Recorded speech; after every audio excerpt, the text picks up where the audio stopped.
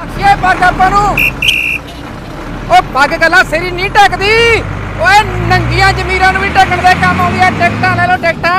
हाँ अज फिर चले फिल्म देखण। कट पैसे पुत्त आ लो जी। हाँ मरिंडे हाँ जी ला मरिंडे बचा के टाणे तो मैं थानू पहला कहा सी टाणे बहुत ने पग्गां बचा के ओ बड़ी मुश्किल नाल मिलियां ने पग्गां। है ला पुत्त कट। हाँ जी बाबा जी तुसी किधर जी? एक मानवपुर दी दियो जी। मानवपुर वाह जी वाह बचा के जी बचा के ए आ लो बाबा जी थोड़ा बकाया। हाँ भी तू किधर? रंडा ही है। रंडा ले फड़ा लास्ट टू जी। और तू कितने साल हो गए? 2 साल हो गए। साल एक बढ़िया ब्रेक है। ठीक है सतगुरु नानक तेरी लीला न्यारी है।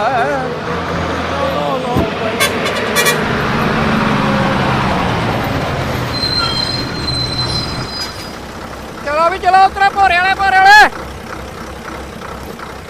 चल उतरो बीन बजाइए हुण। चल भी चल कदे चढ़ जाना कदे उतर जाना। चलो भी टिकटां कटा लो।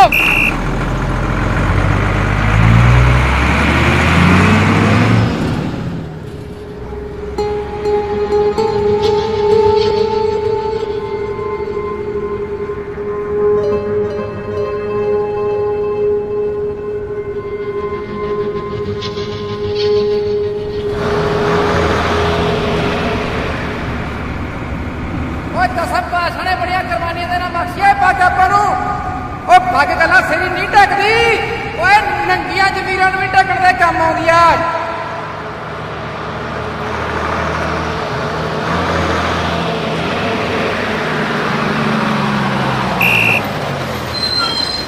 चलो उतर की नहीं उतरना। चलो भी चलो चल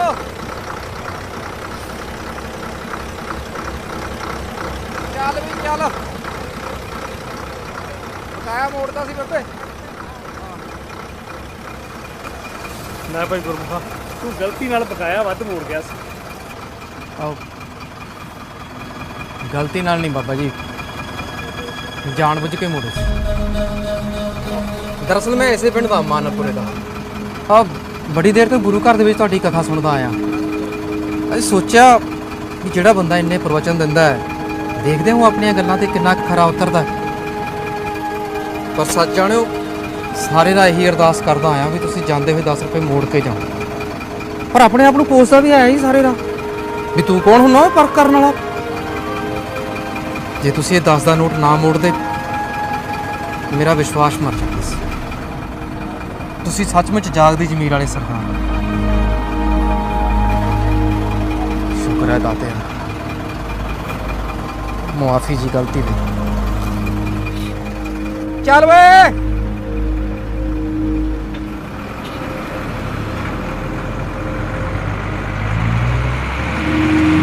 कंडक्टर की गल सुन के तो मैं बोती बन गया ही सच्चा पातशाह।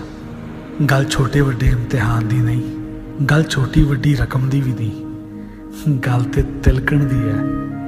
ते अज तेरा सिख तिलक चलिया ही सच्चा पातशाह। हे दसम पातशाह पता नहीं तुसी किहनूं कदों किहड़े रूप च इम्तिहान लैण भेजदे हो।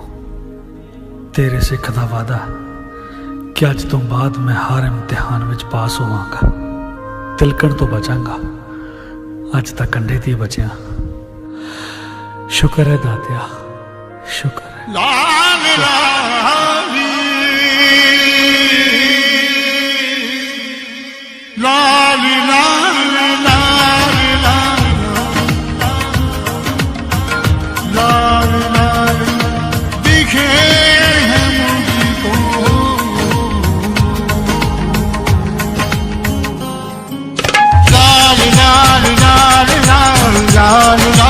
दिखे है मुझको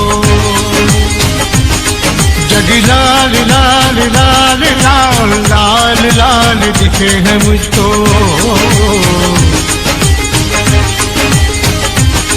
तेरे इश्क से माला माल तेरे जोगी, तेरे इश्क से माला माल रख तेरा जमाल। लाल लाल लाल दिखे हैं मुझको। जग लाल लाल लाल लाल लाल लाल दिखे हैं मुझको।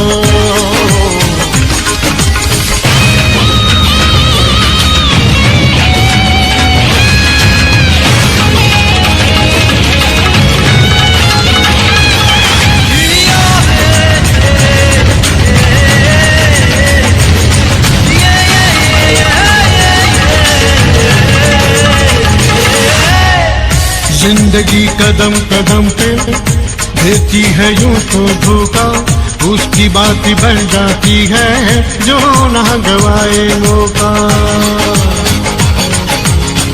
होती है जीत उसकी जिसे जीत पे भरोसा। जिंदगी कदम कदम पे देती है यूं तो धोखा, उसकी बात बन जाती है जो ना गवाए मौका। तू सच के साथ है तो खुदा तेरे साथ है, तू सच के साथ तो खुदा तेरे साथ है। लाल लाल लाल लाल लाल लाल दिखे हैं मुझको। जग लाल लाल लाल लाल लाल लाल दिखे हैं मुझको। तेरे इश्क से माला माल तेरे जोगी, तेरे इश्क से माला माल तेरे जोगी, तेरे इश्क से माला माल रहे तेरा जमाल। लाल लाल लाल लाल लाल लाल दिखे हैं मुझको। जग लाल लाल लाल लाल लाल लाल दिखे हैं मुझको।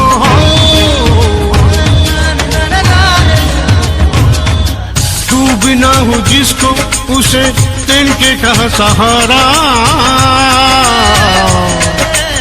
तैरना तुमको पड़ेगा गर जो चाहो तुम किनारा। लगे निशाने पे जुती बदलेगी तो ही तकदीर। सच की राह पे चलने वाला वीर कहे उसे पीर फकीर। लाल लाल लाल लाल लाल लाल दिखे हैं मुझको। जग लाल लाल लाल लाल लाल लाल दिखे हैं मुझको। तेरे इश्क से माला माल तेरी जोगी, तेरे इश्क से माला माल रहे तेरा जमाल। लाल लाल लाल लाल लाल लाल दिखे हैं मुझको। जग लाल लाल लाल लाल लाल लाल दिखे हैं मुझको।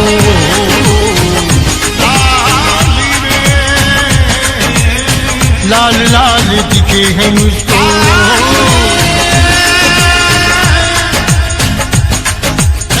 लाल लाल दिखे हैं मुझको।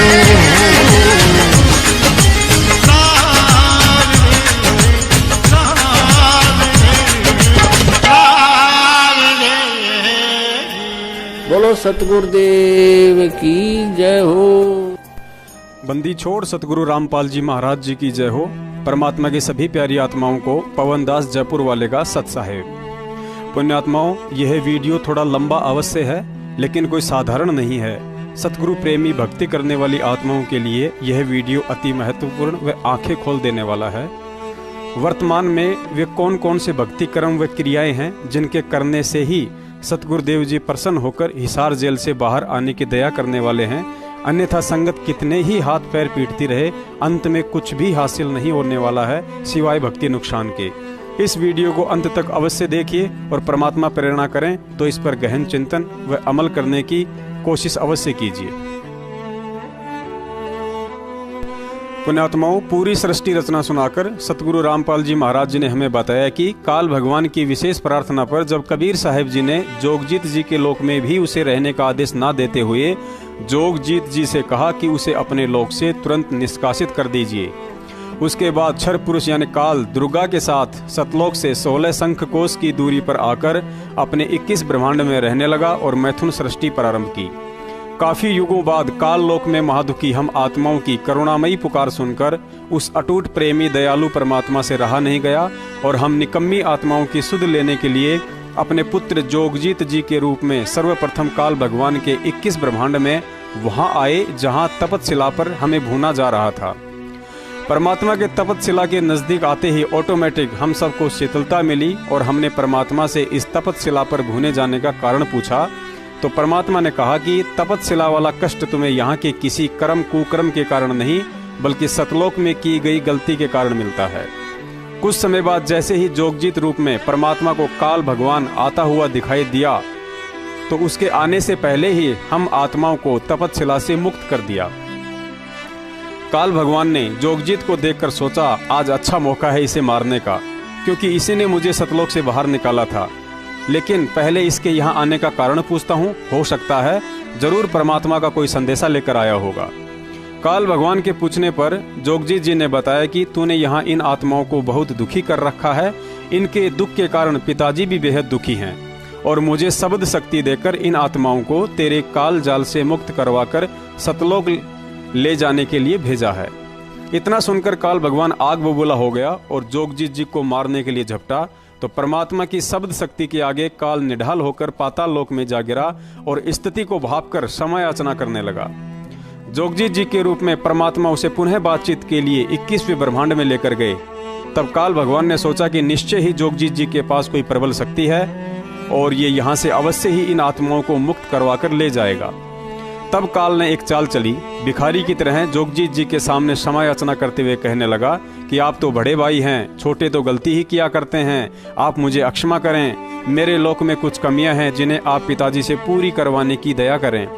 और गुरुजी ने बताया कि इस तरह चापलूसी करके जब काल ने जोगजीत जी के रूप में परमात्मा को वचनबद्ध कर लिया और कहा कि आप 3 युगों में जीव कम लेकर जाना और जब चौथा युग कलयुग आए तब आप जितने चाहो उतने जीव ले जाना, परमात्मा ने उसे तथास्तु कहा और वहां से चले गए। पुण्यात्माओं, अब आगे गौर से सुनने और विचार करने की बात है। उसके बाद काल भगवान ने चौथे युग में आत्माओं को अपने ही जाल में उलझाए रखने की पेचीदा प्लानिंग शुरू कर दी। पुण्यात्माओं, विचार करना, आज चौथा युग चल रहा है, कलयुग, और काल को अच्छे से पता है कि इस समय अनंत आत्माएं मेरे जाल से बाहर निकल कर सतलोक जा सकती हैं, क्योंकि उसने स्वयं ही कहा था कि परमात्मा आप चौथे युग में जितने मर्जी जीव ले जाना। और हम सब जानते हैं कि काल भगवान पिज्जा, बर्गर या टमाटर तो खाता नहीं, उसका आहार तो हम आत्माएं हैं। तो जाहिर सी बात है वर्तमान में काल भगवान कोई चद्दर ओढ़कर सोने वाला नहीं है। साम दाम दंड भेद से परे वह हर एक वो घटिया से घटिया सूक्ष्म चाल चलेगा जो वह चल सकता है। और गुरुजी ने बताया कि अपनी अटल प्रतिज्ञा और मजबूरीवश काल स्वयं तो सामने आता नहीं, अतः वर्तमान में वे सब की सब घटिया चाल अदृश्य रूप में अपने उन विशेष एजेंटों के माध्यम से चलेगा जो गुरु को अपने जैसा एक साधारण मानुष समझकर भक्ति का ढोंग कर रहे होंगे। और परमात्मा ने भी अपनी वाणी में यही बताया है कि जब तक हंसा हमरी आना, काल लगे ना तेरा बाना। यानी परमात्मा ने काल से कहा था कि तू चाहे मेरी आत्माओं को तोड़ने की कितनी भी कोशिशें कर लेना, लेकिन जब तक आत्मा मेरी आन यानी मर्यादा में रहकर भक्ति करेगी तब तक तेरा कोई भी बाण यानी दाव नहीं लग सकता। अब यहाँ शंका उत्पन्न होगी कि सतलोक आश्रम बरवाला में तो साक्षात परमात्मा बैठे थे, फिर काल का दाव कैसे लग गया? क्या परमात्मा ने भी कोई गलती कर दी थी? पुण्यात्माओं, उपरोक्त वाणी जब तक हंसा हमरी आना, काल लगे ना तेरा बाना परमात्मा का अटल संविधान है जो फेल नहीं हो सकता है। साथ ही आदरणीय गरीबदास जी को परमात्मा ने कहा था कि अनंत कोटि बाजी जहां हम रचे सकल ब्रह्मंड, गरीबदास मैं क्या करूं यो काल करे जीव खंड। गुरुजी ने बताया कि जैसे 2 खिलाड़ी शतरंज का पासा फैलाकर उस पर गोटियां डालकर जीतने के लिए अपनी अपनी चाल चलते हैं, यानी दोनों खिलाड़ी सारा खेल उन्हीं गोटियों से खेलते हैं। उनकी हार जीत का निर्णय भी मैदान में उन फेंकी गई गोटियों के नंबरों के आधार पर ही होता है। ठीक इसी तरह वर्तमान में यह पृथ्वी लोक एक शतरंज का मैदान है। काल भगवान और परमात्मा कबीर साहिब जी इस शतरंज को खेलने वाले 2 ही खिलाड़ी हैं, तथा आप और हम सभी आत्माएं शतरंज की उन गोटियों की तरह हैं जो काल भगवान के हाथ में आ गई तो वह अपने तरीके से नाच नचाकर अपना कार्य सिद्ध करेगा, और जब परमात्मा के हाथ में होंगी तो वे अपने तरीके से नाच नचाकर अपना कार्य सिद्ध करेंगे। अर्थात आत्मा रूपी गोटियों की इस खेल में कोई औकात नहीं है, लेकिन अंत में एक खिलाड़ी की हार और दूसरे की जीत का कारण भी यही गोटियां बनती हैं। अतः काल भगवान और परमात्मा के बीच में जो युद्ध और संघर्ष युगों युगों से चलता आ रहा है, उसका मुख्य कारण हम आत्मा हैं, जिन्हें निर्दयी काल भगवान तो अपने स्वार्थ के लिए यही उलझा कर रखने की कमर तोड़ घटिया कोशिशें करता रहता है, और वह सतलोक का राजा दयालु परमात्मा कबीर साहब अपने सर्व सुख छोड़कर इस गंदे लोक से निकालने के लिए न जाने कितने कष्ट सहता है। 2 कौड़ी के अज्ञानी जीवों की गालियां और मार खाता है। उदाहरण के लिए बांदी बनकर बलक बुखारे के बादशाह अब्राहिम सुल्तान के कोड़े खाए, 650 साल पहले कितने जुल्म सहे, और आज 2 बार जेल जाकर हमारे लिए वे यातनाएं सह रहे हैं जो बताते बताते आंखों में आंसू आने लग जाते हैं। अतः सतलोक आश्रम बरवाला में परमात्मा के रहते सहते भी यदि काल भगवान का बाण लगा है और इतना बड़ा कांड हुआ है, तो जाहिर सी बात है कि सतलोक आश्रम बरवाला में परमात्मा के आदेश और मर्यादाओं के खिलाफ गलत काम हुए हैं। इसके चलते काल भगवान को यह कांड करवाने का मौका मिला, वरना सुई के छिद्र से हाथी तो छोड़िए, पूरी पृथ्वी निकाल देने की क्षमता वाले कबीर साहिब जी के अवतार संत रामपाल जी महाराज जी के रहते सहते कांड तो क्या, ऐसे ऐसे 1000 काल भगवान मिलकर सतलोक आश्रम बरवाला के एक पेड़ का पत्ता तक नहीं तोड़ सकते। लेकिन इसके विपरीत भीषण कांड भी हो गया और सैकड़ों भगत घायल तथा 6 आत्माओं की अकाल मौत भी उसी परमात्मा की आंखों के सामने हुई, लेकिन वह चुप रहा, क्योंकि काल भगवान ने जोगजीत रूप में परमात्मा से एक और वचन लिया था कि परमात्मा आप नीचे जाकर केवल अपना ज्ञान बताना, जीवों को अमर मंत्र देकर सतलोक जाने की विधि अवश्य बताना, लेकिन किसी भी आत्मा को बाई फोर्स यानी जबरदस्ती ना लेकर जाना। जो आपके ज्ञान और मर्यादा में रहे वह आपका, मैं वचन देता हूं कि उससे 100 कदम दूर रहूंगा, और जो आपसे इतना ज्ञान और समाधान लेकर भी आपकी मर्यादा में ना रहे वह मुझ काल का, उसे आप ना रोकना। और उन्हीं मर्यादा विहीन आत्माओं को निमित्त बनाकर काल भगवान ने 2010 में राष्ट्रीय समाज सेवा समिति नामक मनवस लोगों का एक संगठन बनाया, जिसमें मुख्यतः उन्हीं लोगों को जगह दी गई जो संत रामपाल जी महाराज जी को परमात्मा तो छोड़िए गुरु भी नहीं मानते थे और सारा काम अपने स्तर पर मनमाने तरीके से ही किया करते थे, जिसके चलते काल भगवान को एक मौका मिला और 2014 में समर्थ परमात्मा के रहते सहते बरवाला कांड हो गया। देखिए वह बयान जो बरवाला कांड के बाद पुलिस के रिमांड के दौरान स्वयं संत रामपाल जी महाराज जी ने पुलिस को दिए हैं।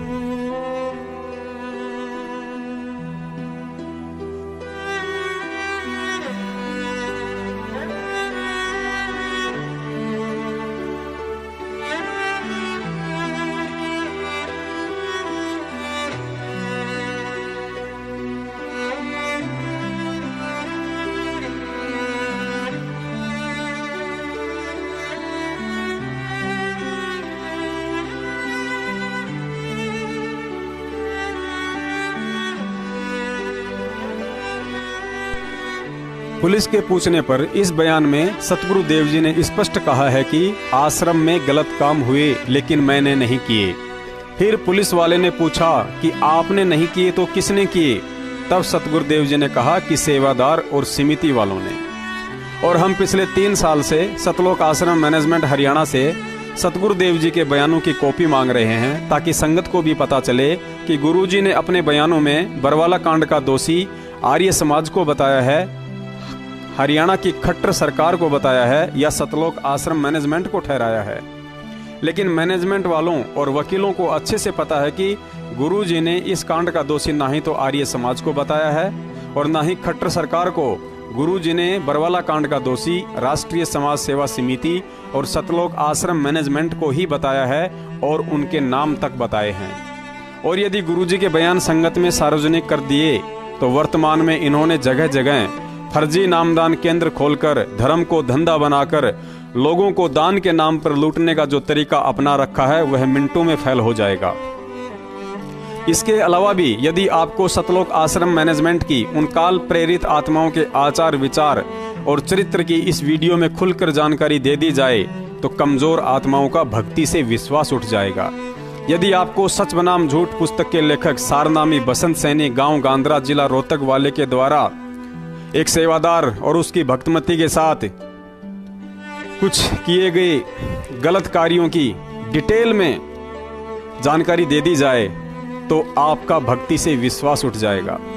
यदि संत रामपाल जी महाराज जी के बेटे मनोज को 2016 में गुरुजी की रोहतक तारीख के दौरान जींद बाईपास पर गुरुजी के ही गनमैन संजय डाबोदा द्वारा थप्पड़ मार मार कर गाल लाल करने वाली घटना को डिटेल में बता दिया जाए तो कमजोर आत्माओं का भक्ति से विश्वास उठ जाएगा। बरवाला कांड से पहले पुस्तक सेवा के बहाने सारनामी भक्तों द्वारा कुछ भक्तिमक्तियों के साथ एकांत में किए जाने वाले कुकर्मों को डिटेल में बता दिया जाए तो भक्ति करने वाली आत्माओं का इस भक्ति से विश्वास उठ जाएगा। बरवाला कांड से पहले सारनामी महेंद्र के सारनामी बेटे अमित को कुछ लोगों द्वारा बरवाला में रोड पर पटक पटक कर बुरी तरह मारने की घटना के पीछे की जानकारी को डिटेल में बता दिया जाए तो कमजोर आत्माओं का भक्ति से विश्वास उठ जाएगा। राजस्थान के एक भगत जगदीश जी जो सतलोक आश्रम में कैमरा सेवादार था, उसकी युवा लड़की को एक आश्रम का ही भगत भगा ले गया। उसके बाद उस जगदीश भगत ने और उसकी पत्नी दोनों ने गुरुजी के समझाने के बावजूद भी परमात्मा को त्याग दिया और अपने घर चले आए। ठीक ऐसे ही अज्ञानतावश बरवाला कांड के बाद भी लाखों की संख्या में भक्तों ने गुरुजी में दोष निकालकर भक्ति त्याग दी, क्योंकि उन्हें सृष्टि रचना का ज्ञान नहीं था कि वह परमात्मा किस तरह काल के साथ वचनबद्ध है और समर्थ होते हुए भी एक आम संत की तरह भूमिका करके यह अनमोल भक्ति और मंत्र देकर हमें सतलोक ले जाने की तैयारियां करवा रहा है। लेकिन यह हमारी पुरानी आदत रही है कि गलती हमारी और दोष दूसरे पर। इसके लिए गुरुजी ने एक सत्संग में कहानी सुनाई थी कि वह परमात्मा किस तरह से तुम्हें काल जाल से निकालने आता है और तुम्हें भी किस तरह मर्यादा और उसके आदेशों में रहकर उसके मिसल को सफल बनाना होता है।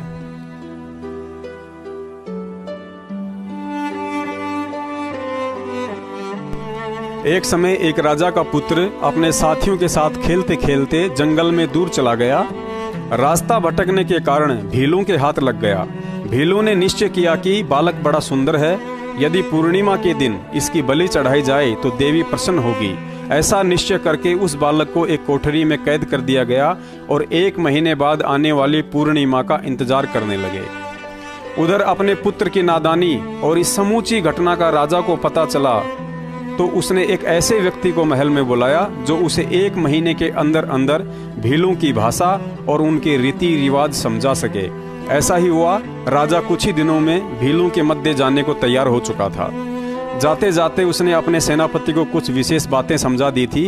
अगले ही दिन राजा भीलों जैसी वेशभूषा के साथ जंगल में उनके मध्य था और कुछ ही दिनों में उनसे ऐसा घुल मिल गया जैसे उनका दूर का रिश्तेदार हो। अपने चातुर्य के चलते राजा भीलों के मुखिया का चहेता बन गया था। एक दिन राजा ने मुखिया से बलि चढ़ाए जाने वाले उस बच्चे से मिलने की इच्छा जाहिर की तो मुखिया ने विश्वास के चलते राजा को चाबी दे दी। राजा ने कोठरी का ताला खोला। कोठरी में बंद अपने प्राण प्रिय बच्चे की हालत देखकर अपने को रोने से नहीं रोक पाया, लेकिन बच्चे की अल्प बुद्धि और नादान उम्र के कारण उसे अपनी वास्तविकता नहीं बताई कि मैं ही तेरा पिता हूँ, वरना बच्चा भावुक होकर वहीं रो पड़ता और सारा खेल खत्म हो जाता। राजा ने अपने बच्चे को हिम्मत देते हुए कहा कि चिंता ना करो, मैं इन बाकी लोगों की तरह निर्दयी नहीं हूँ, मैं तुम्हारा साथी हूँ। यदि तुम मेरे कहे अनुसार चलोगे तो मैं तुम्हें यहाँ मौत से निकालकर सुरक्षित अपने पिता के पास पहुँचा सकता हूँ। लड़के को विश्वास तो नहीं हुआ, लेकिन कोई और दूर तक रास्ता भी नजर नहीं आ रहा था। लड़के ने अपनी स्वीकृति दे दी। उधर जैसे ही बलि चढ़ाने का समय आया तो उससे 1 दिन पहले अपनी परंपरा अनुसार सभी भीलों ने जश्न मनाते हुए जमकर सुरापान किया। राजा ने भी मौके का फायदा उठाकर खाने में बेहोशी की दवा मिला दी। कुछ ही समय में सभी भील कुछ तो नशे में और कुछ बेहोशी के चलते जमीन पर निढाल पड़े थे। राजा का इशारा पाते ही भयभीत बच्चा बिना किसी शोर शराबे के राजा का हाथ पकड़कर वहां से निकल लिया। राजा बिना रुके गड्ढों और कंटीली झाड़ियों की मार सहते सहते अनवरत दौड़ता रहा। कुछ ही घंटों में वे दोनों पिता पुत्र भीलों की सीमा से बाहर थे, जहां सेनापति हजारों सैनिकों के साथ राजा के स्वागत के लिए खड़ा था। महल में जाने के बाद जब राजा ने अपने बच्चे के सामने अपनी भीलों वाली वेशभूषा उतारी, हाथ मुंह धोया, तो बच्चे का उससे लिपटकर रो रो कर बुरा हाल था। उसे एक झटके में सारा खेल समझ में आ गया कि मेरी नादानी के चलते पिताजी ने अपनी जान जोखिम में डालकर कैसे मेरे प्राणों की रक्षा की है, और यदि मैं इनकी बात नहीं मानता और इनके कहे अनुसार नहीं चलता तो भीलों के हाथों में भी मारा जाता और पिताजी के प्राणों को भी संकट में डाल देता।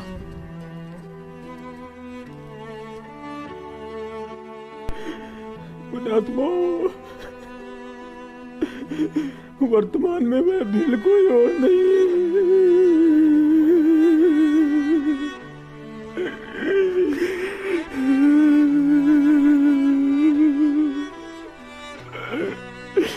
हम नादानों का ध्यान पिता कबीर साहिब है जो 21 परमान रूपी जंगल में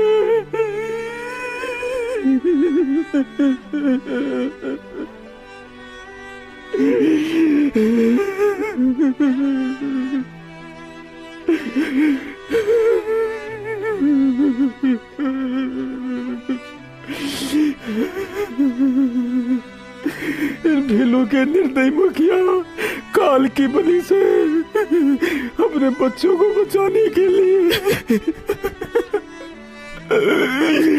संत रामपाल जी महाराज जी के रूप में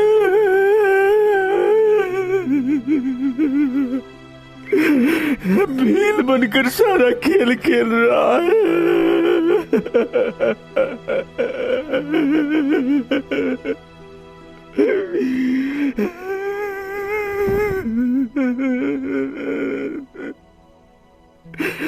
बंदी जोड़ माफ करना हम ना सको।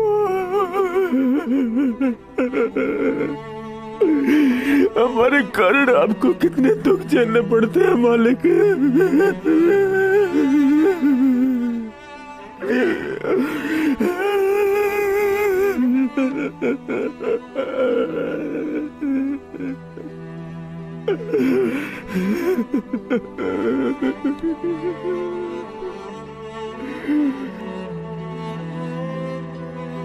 अब एक जीव को काल के जाल से हटाकर सतमार्ग पर लगाने के लिए मालिक ने कितने कष्ट उठाए। पुण्यात्माओं, कुछ आंख खोलो।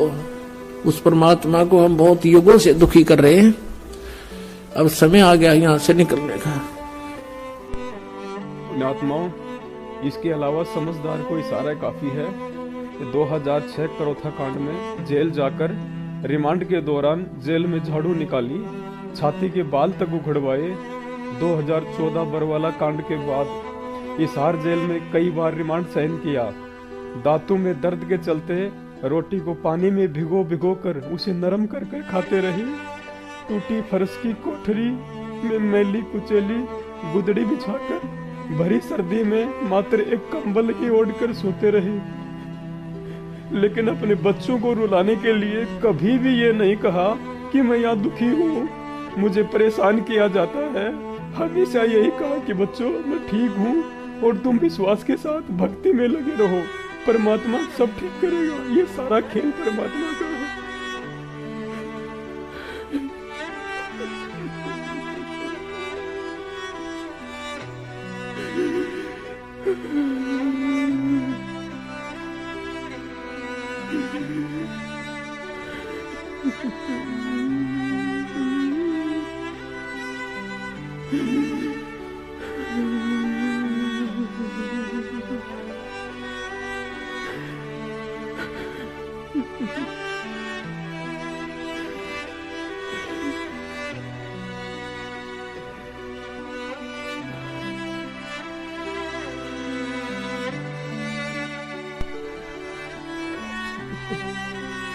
लेकिन हम भक्ति नहीं करते, हम राजनीति करते हैं। राजनीति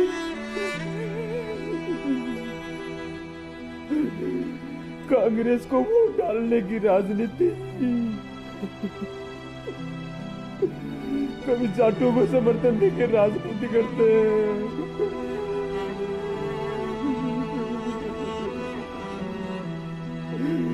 कभी रोडवेज वालों को समर्थन देकर राजनीति करते हैं।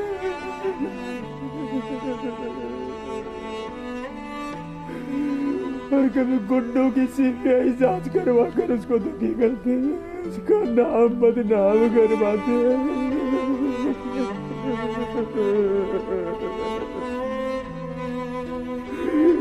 और उन्हीं का दारू को ज्योति और दान का पैसा देते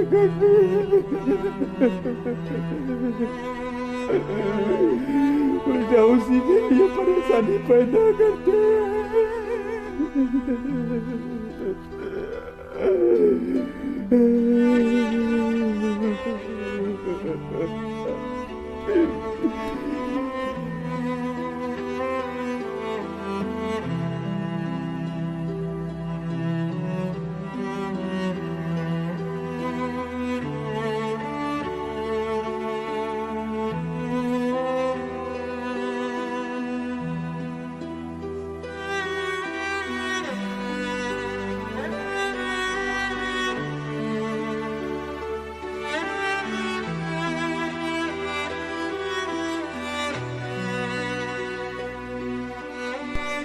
पुण्यात्माओं, विचार करना, यदि वह नादान बच्चा खेल खेल में नादानी नहीं करता तो उसके पिता को इतने कष्ट नहीं उठाने पड़ते।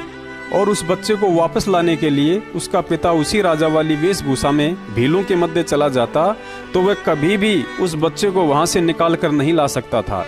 और यदि भील के चोले में वह राजा अपने नादान बच्चे को भीलों वाली चोला उतार कर दिखा देता कि मैं ही तेरा पिता हूँ, तो भी वह बच्चा भावुक होकर सारा खेल वही खत्म कर देता। ठीक यही खेल आज हमारे परमपिता कबीर साहिब जी खेल रहे हैं।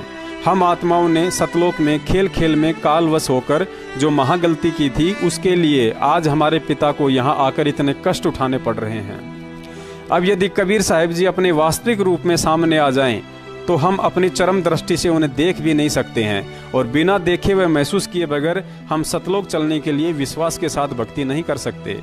इसलिए उन्हें किसी ऐसे महापुरुष का चोला धारण करके भक्ति करवानी पड़ती है जो पाप रहित नेक आत्मा हो। जैसे त्रेता की आदि में राक्षसों के बीच प्रहलाद एक नेक आत्मा थी, और कलयुग की इस पिछली पीढ़ी में वह चोला उस कबीर परमात्मा ने 1997 में गांव धनाना, जिला सोनीपत, हरियाणा से संत रामपाल जी महाराज जी की आत्मा को सतलोक भेजकर स्वयं धारण किया है, जिसका कई जगह प्रमाण भी मिलता है। संध्या आरती के अंत में एक चौपाई में कहा जाता है कि स्वामी राम देवानंद दाता, आपकी घनी सतावे वो बाता, तेरा रामपाल अज्ञान किया सतलोक का वासी। अर्थात आपका रामपाल तो कब का सतलोक वासी हो चुका है।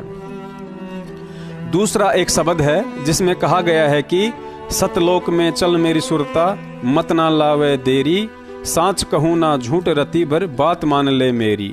लोक अनामी जावेगी वहाँ कोन्या मिले चुबारे, आत्मा और परमात्मा वहाँ कोन्या रहते न्यारे। रामपाल प्रथम प्यारे की आत्मा वहाँ पूर्ण आनंद लेरी, साच कहूँ ना झूठ रति भर, बात मान ले मेरी। परमात्मा वहाँ नहीं रहते न्यारे, रामपाल प्रीतम प्यारे की आत्मा वहाँ पूर्ण आनंद लेरी, सच कहूँ ना झूठ रति भर, बात मान ले मेरी। और सबसे बड़ा प्रमाण पवित्र कबीर सागर में है, जहाँ परमात्मा ने आदरणीय धर्मदास जी से कहा था कि धर्मदास, 13वें पंथ में मैं स्वयं ही चलकर आऊंगा।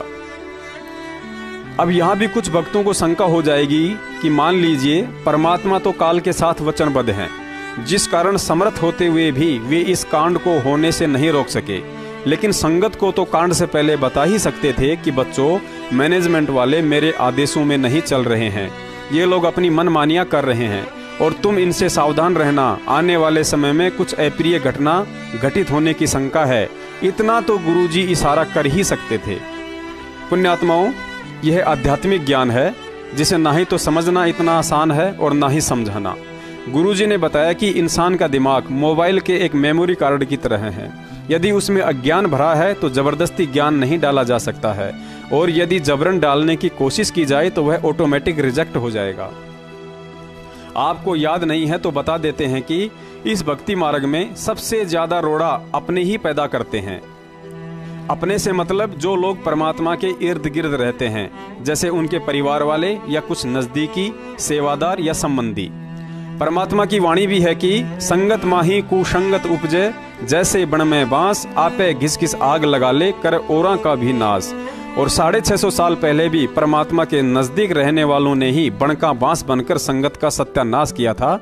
सुनिए यह छोटा सा सत्संग। माँ की है, लेकिन संस्कार उसको बुरे कर्म में वो लग गया, वो दुर्भाग्य है।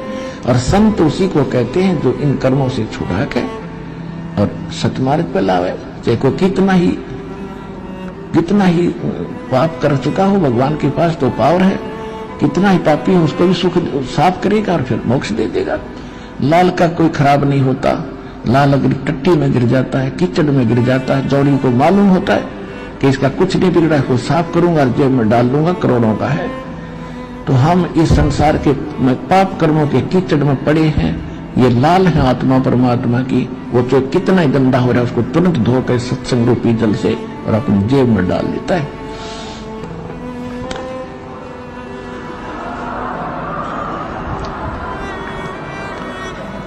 अब उस लड़की ने नींद नहीं आई, को मर्गी में है भगवान, मैं तो सारे दिन खोटे काम कर रही और एक भी शुभ काम नहीं मैंने आज तक किया, मेरा क्या होगा। कांपेगी आत्मा। और वो लड़की नहा धोकर स्नान करके सत्संग में आकर बैठी। अब परमात्मा सत्संग सुनाने के बाद वो लड़की खड़ी होकर बुरी तरह रोने लगी। उसने अपना परिचय आपको बताया। परमात्मा बोले, कौन है बेटी, क्यों रो रही है, क्या दुख है तुझे? कि हे मालिक, मैं महापापणी और दुष्ट औरत हूँ, मैं तो इस सभा में आन जोगी भी नहीं हूँ, लेकिन मैं रोक नहीं सकी आपके ज्ञान को सुनकर। क्या मेरे जैसे दुष्टा का भी उद्धार हो सकता है? परमात्मा ने कहा, बेटा अब कितना ही मैला कपड़ा हो, साबुन अगर श्रेष्ठ है तो मैल उतार देता है। मेरे पास वो साबुन है सतनाम का। कोई कितना ही पापी हो, जब मैल यदि गंदा कपड़ा साबुन और जल के टच में नहीं आओगा तो साफ कैसे होगा? क्या बात है बेटी, बता कौन है तू, क्या दिक्कत है? तो उसने बताया, जी मैं वैसा हूं, गणका हूं, और आज मैंने आपका ज्ञान सुना दाता, मैं रोक नहीं सकी अपने आप को। और क्या मेरा भी पापने का उद्धार हो जाएगा? होया पड़ा बेटी, आत्मा जागी, नाम जाप कर और बुराई दे छोड़ बेटी, भक्ति कर, हो गया पार। वो सुप्रसिद्ध वैसा थी उस नगर की, मालिक ने नाम दे दिया। अब वहां सैकड़ों की संख्या में भक्त बैठे थे, माई भी बैठी थी। परमात्मा ने दीक्षा दे दी। अब हम इतने नालायक हैं क्योंकि सब जो आत्मा सुखी तो हो ही गए थे, उनके सारे कष्ट वो भूल भाल गए थे। 64 लाख से सो चुके थे, तो सब के अंदर एक ऐसी आग सी फैली अफवाह कि अभी परमात्मा ने तो गलत कर दिया, एक वैश्या को नाम दे दिया और सारे काशी शहर में चर्चा होगी कि भी ऐसी नकमी औरत भी वहां जाती है सत्संग में। सब जगह उन्होंने ये सब अपनी भक्तों में सब जगह फैला दी। अब जब वो सत्संग में आने लगी, क्योंकि जिसने देख लिया कि मेरे तो गणे खोटे कर्म से, वो तो ज्यादा साबुन और मैल को ज्यादा, साबुन और जल को ज्यादा प्रयोग करता है, वो ज्यादा सत्संग में आने जाएगी। तो सत्संग के संगत के अंदर एक फुसर होने लगी। उस लड़की को खुरकाने लगे निकम्मे इसी टाइप के कि तू यह मत आया कर, बेइज्जती कराओगी गुरु जी की, यह मत आया कर, तू दुनिया तुझे जानती है जैसी है। अब वो जा कैसे वहां से, उसका तो बात तो बिगड़गी और किधर ठिकाना नहीं। उसने एक दिन मालिक से अर्जी लगाई कि दाता मैं कहाँ जाऊँ अब? क्या बात बेटा? कि यहाँ आती हूँ तो ये कुछ भक्त आपके से भाई कहते हैं तू यहाँ मत आया कर, तूने सारे चर्चा का विषय बना दिया, गुरुजी की बेइज्जती करावेगी और ऐसे ऐसे। तो परमात्मा फिर सत्संग में ज्ञान सुनाने लगे, सामूहिक तरीके से बताया करते। भाई कुष्टी हो संत बंदगी कीजिए, हो वैसा के विश्वास चरण चित दीजियो। अरे भले आदमियों, यदि कोई अपराधी है, यानी अगर वो सत्संग में आवे नहीं गा तो वो कैसे छूटेगा अपराधों को? अब मैला कपड़ा है, जल से टच नहीं होगा, साबुन नहीं लगेगा तो कैसे स्वस्थ होगा। और यहां तक बताया कि यदि सत्संग में किसी का कोड लग गया हो और सारा चाम उसका कटा पड़ा हो और वो भक्ति कर रहा हो ना, उससे नफरत मत करना। उसने नाम ले रखा है, उसको हेट ना करना, उसको प्रणाम करना, उसको आदर से बोलना, क्योंकि वो भक्त है। परमात्मा कहते हैं राम रटत कोढ़ी भलो, चू चू पड़े जो चाम, ये सुंदर शरीर किस काम का, जहां भक्ति नहीं जा मुख नाही नाम। और उधर से कहते थे जो वैसा हो वैसा का विश्वास भगवान का, तो चरण चित दीजिए, उसको एक अच्छी आत्मा मान लिया, उसको गण का मत समझना। अब जैसे गीता जी अध्याय नंबर 9 के श्लोक 30 में भी लिखा है कि अर्जुन, अति से दुराचारी व्यक्ति भी यदि सच्चे दिल से भक्ति कर रहा है तो उसको महात्मा तुल्य मानना चाहिए।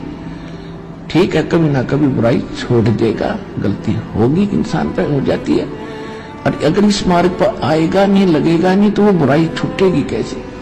बहुत बार दाता ने कहा, लेकिन हम इतने ढीठ हैं, अपनी सोच न ऊपर रखें, फिर भी ऐसे सुर होती रही।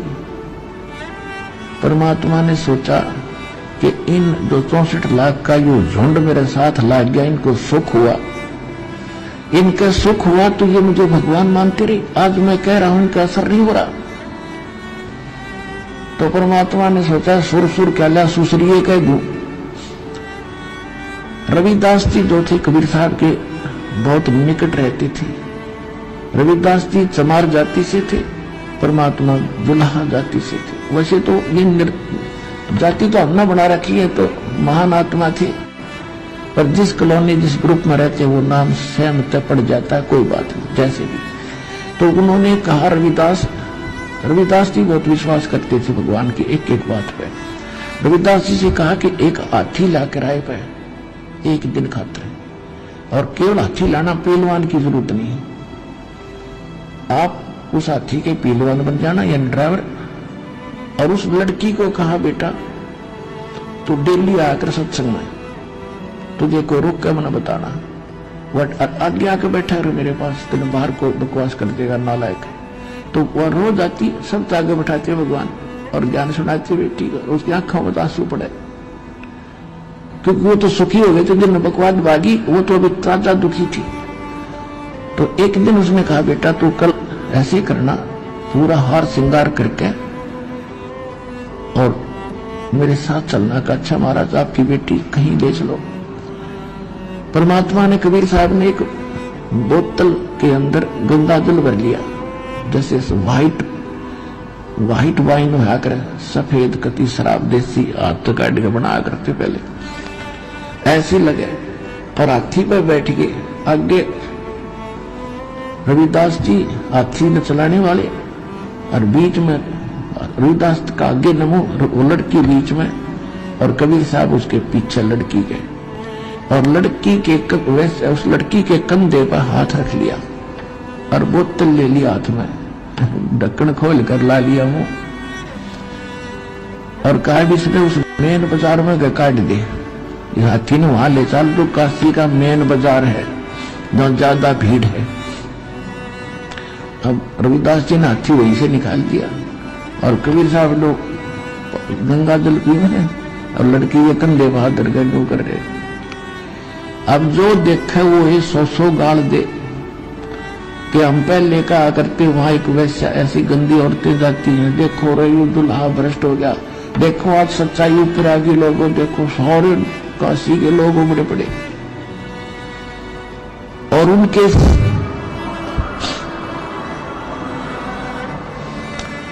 अब जो परमात्मा के सच थे उनको वो काशी वाले लोग कहने लगे, आ जाओ दिखाऊं थारे कारनामे तेरे गुरु जी के। अब देखो ये क्या हो गया, हम कहा करते ना पहले। तो मूर्ख क्या कहते हैं कि मैं तो कभी कभी जाया करता, मन्नत नाम नूम छोड़ दिया था पहले। कोई कहता मन्नत तो जड्डू ले जाया करता, मैं तो ऐसे कभी कभी जाता था। यानी सारे के सारे 64 के 64 लाख इस घटना से ऐसे गए जैसे पलड़े से मेंढक कूद जाया करे। परमात्मा सत्संग में सुनाया करते थे, रे मूर्ख आदमियों, जब तुम्हारे पैर टूट रहे थे तब मैं भगवान था, आज मैं मूर्ख हो गया। एक वैसा को साथ बैठा कर अपनी बेटी को ज्ञान सुना रहा हूं, आज भगवान नहीं रहा। तो परमात्मा ने उनकी वह फड़क निकालनी थी और उनकी परीक्षा करनी थी, तुम कितने विश्वासी हो और कितना भगवान को पहचान पाए हो। हम इसी बात में मार खाएंगे, हम भगवान को भगवान नहीं समझ पाए। और जब तक हम परमेश्वर कबीर साहब को भगवान नहीं समझकर डट के भजन करेंगे, इतना पार नहीं हो सकते। लेकिन मालिक दयालु है,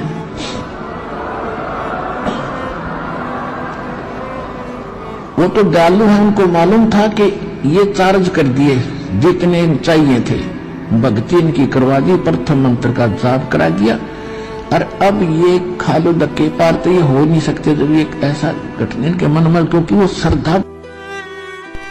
पुण्यात्माओं, समझदार को इशारा ही काफी है। इस सत्संग में परमात्मा ने स्पष्ट कर दिया है कि जब उस गणिका बहन से परमात्मा ने दुखी होने का कारण पूछा तो उस बहन ने बताया कि मुझे सेवादारों के द्वारा यहाँ आने से रोका जाता है कि तू हमारे गुरुजी की बेइज्जती करवाएगी। जाहिर सी बात है, अंतर्यामी परमात्मा को तो उस बहन के बताने से पहले ही सब पता था कि इसे कौन कौन सेवादार परेशान करते हैं। लेकिन यहाँ विचार करने की बात है कि पता होने के बावजूद भी कबीर साहिब जी ने उन सेवादारों को अकेले में बुलाकर समझाने के बजाय सत्संग के माध्यम से सामूहिक संकेत ही किया था कि भाई कोडी हो चाहे संत बंदगी कीजिए, हो वैश्या के विश्वास चरण चित दीजिए। परमात्मा का उपरोक्त सत्संग और उदाहरण उन लोगों की शंका का समाधान है जो यह कहते हैं कि जब गुरुजी को मैनेजमेंट के बारे में सब कुछ पता था तो वे उनकी बात नहीं मानते थे, तो गुरुजी ने संगत को क्यों नहीं बताया। जैसे अंतर्यामी परमात्मा ने 650 साल पहले सत्संगों में संकेत किया था, ठीक इसी तरह यदि बरवाला कांड के पहले 2013 व 2014 के सत्संग सुने जाएं, तो उन सत्संगों में परमात्मा ने स्पष्ट कर रखा है कि सतलोक आश्रम मैनेजमेंट के चौधरी लोग गुरुजी की कम सुनते थे और अपना घटिया दिमाग ज्यादा चलाते थे। गुरुजी ने तो 2008 में ही स्पष्ट बोल दिया था कि इसी संगत में 1-2 काल के दूत पैदा हो चुके हैं। सुनिए परमात्मा का यह अनमोल सत्संग। यदि सतगुरु नहीं मिलते, सतगुरु का अर्थ होता है जो सच्चा ज्ञान दे अकॉर्डिंग टू द शास्त्र, यानी हमारे सदग्रंथों के अनुसार विधि बतावे और उसको आदेश हो नाम देने का, वो अधिकारी हो नाम देने का।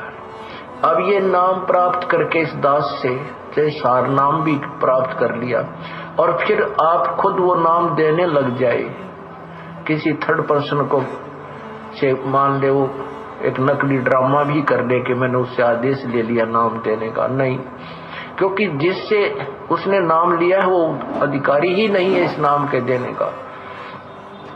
तो ऐसे कोई उपदेश देता है तो वो अपना भी जीवन और उन भोली आत्माओं का जीवन व्यर्थ कर रहा है। जैसे सरकार का, गवर्नमेंट का एक प्रतिनिधि होता है, कोई जैसे ये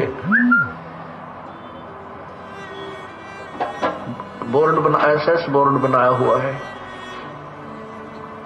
तो उसमें जो चेयरमैन होता है वो अपॉइंटमेंट लेटर पर साइन कर देता है, तो उस बच्चे की नौकरी पक्की हो जाती है सरकार में। और उस अपॉइंटमेंट लेटर में 5-4 पंक्तियां होती हैं, लाइन होती है, उसमें लिखा होता है कि you are hereby appointed for the post of such and such, your salary will be such and such, these will be term and condition, और वो नीचे साइन कर देता है चेयरमैन, तो उस लड़के को वो नौकरी प्राप्त होगी, सारी सुविधा सरकार देगी। यदि उन्हीं 5-4 पंक्तियों को कोई भी टाइप करवा के एनीबॉडी दस्तक कर दे तो किसी को वो लाभ नहीं मिल सकता जो उस अधिकारी के द्वारा, गवर्नमेंट द्वारा नॉमिनेटेड, गवर्नमेंट द्वारा अपॉइंटेड वो चेयरमैन के साइन से जो लाभ मिला, अन्य व्यक्ति के साइन करने से, दस्तक करने से, हस्ताक्षर करने से कोई लाभ नहीं मिलता। ऐसे ही अधिकारी के बिना, ये उपदेश लिए बिना वो कोई लाभ नहीं करेगा, क्योंकि काल तो अपने दूत बीच में फंसाएगा एक आधा। उसको तो आग लगी हुई है, काल को तो ये चिंता बन गई है कि तो तेरा बाग उजड़ेगा। और ये परमेश्वर का संदेश वाहक आकर के ये यथार्थ ज्ञान बता रहा है, और जब इन प्राणियों को ये पता लग जाएगा तो सभी के सभी परमात्मा की शरण में पहुंच जाएंगे। यही कारण है कि पीछे कितना बड़ा बवंडर बनवा दिया इस काल ने ही। उन काल के दूतों को श्रृंगार दिया, प्रेरित किया, और इस दास के बारे में झूठी अफवाहें फैलाकर मार बिगन तार दिया। तो काल को चिंता होगी है कि ईव तेरी बात बिगड़ेगी। जो आज तक झूठा संदेशा भिजवा रखा था जनता में, अब ये पोल खुल रही है। तो जिस कारण से उसने ये सब कहानी बिगड़वाने की चेष्टा की, लेकिन समर्थ का सरना गहो रंग होरी हो, कभू ना हो काज राम रंग होरी हो। समर्थ की ओट में बैठे हैं हम, उस पूर्ण पुरुष की आड़ में, उसकी पूर्ण पुरुष की शरण में हम बैठे हैं। हमारा कभी अकाज नहीं हो सकता। तो इसी प्रकार काल अपने दूत इसी संगत में एक दो तो हो चुके हैं, लेकिन उनकी दाल नहीं गल पाएगी। जनता बहुत सियानी बना दी हमने, अपने श्रद्धालुओं को तोते की तरह रटा दिया है ये ज्ञान। अब उन दुष्ट आत्माओं से औरों को भी बचाएंगे और आप भी दूर रहेंगे। एक सत्संग में गुरुजी ने बताया कि यह करोथा कांड काल भगवान का झकझोल था, लेकिन इसी बहाने परमात्मा ने भी अपने हंसों की परीक्षा ले ली कि कौन कितने पानी में है। ठीक इसी तरह बरवाला कांड भी काल भगवान का झकझोल था और परमात्मा ने आप और हमारे ज्ञान की परीक्षा भी लेनी थी। विचार करने की बात है, जब बच्चा छोटा होता है तो पिता उसे खूब ज्ञान और संस्कार देता है, और जब तक वह बच्चा समझदार नहीं हो जाता है, अच्छे बुरे अपने पराये और लाभ हानि को परखने लायक नहीं हो जाता है, तब तक वह पिता यही चाहता है कि बच्चा मेरे आदेश अनुसार ही चले, मैं जैसा कहूँ वैसा ही करे। और जब वही बच्चा 18-20 वर्ष का होकर शादी के लायक हो जाता है, तो वही पिता चाहने लग जाता है कि अब यह बच्चा अपने जीवन के आगे का सफर मेरे द्वारा 18 वर्षों तक दिए गए ज्ञान और संस्कार आधार से स्वयं ही अच्छे बुरे की परख करते हुए तय करे। अगर अभी भी यह बच्चा मेरे द्वारा दिए गए उस ज्ञान और संस्कार को आधार ना बनाकर मेरे ऊपर ही निर्भर रहता है, जैसा पिताजी कहेंगे वैसा ही करूंगा, तो अवश्य ही इसका भविष्य अंधकारमय होगा। क्योंकि मैं जब तक जीवित हूँ तब तक तो ठीक इसे आगे मार्गदर्शन देता रहूंगा, लेकिन जिस दिन मेरी मृत्यु हो जाएगी उसके बाद मेरे आदेशों का गुलाम यह बच्चा जीवन में लोगों की ठोकरें और धोखा ही खाता रहेगा। पुण्यात्माओं, ठीक यही स्थिति आज सतगुरुदेव जी के साथ है। वे हमारे परम पिता हैं और हम उनके नादान बच्चे। उन्हें हमारे बचपन और भविष्य दोनों की चिंता है। एक सांसारिक पिता से सैकड़ों गुना अधिक है।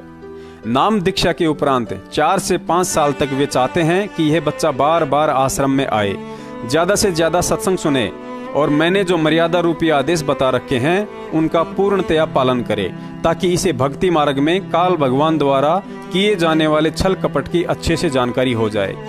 साथ ही कबीर साहिब जी का वचन है कि कलयुग में 1000 वर्ष तक यह भक्ति मार्ग निर्बाध रूप से चलेगा। साथ ही उस सांसारिक पिता की तरह सतगुरुदेव जी को यह भी पता है कि मुझे भी एक ना एक दिन यह पंच तत्व का भौतिक शरीर त्याग कर जाना है।